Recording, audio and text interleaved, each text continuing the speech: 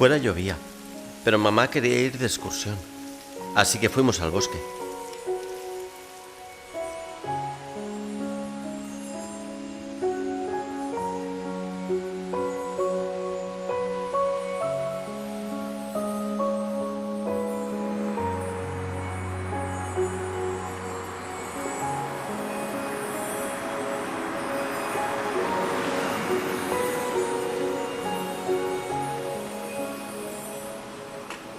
Yo llevaba mi chaquetón amarillo.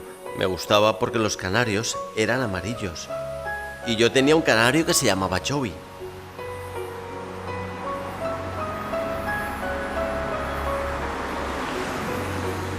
Mamá bajó del coche y abrió el maletero.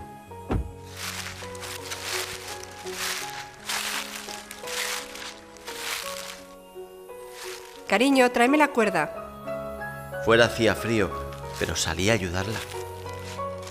Gracias, cielo. Ahora sube al coche. Vamos a casa.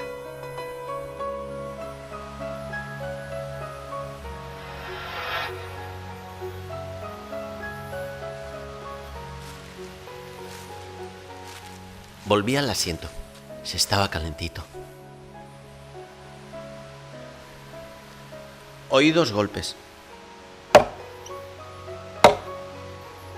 Yo cantaba mi canción favorita cuando mami entró en el coche y me sonrió.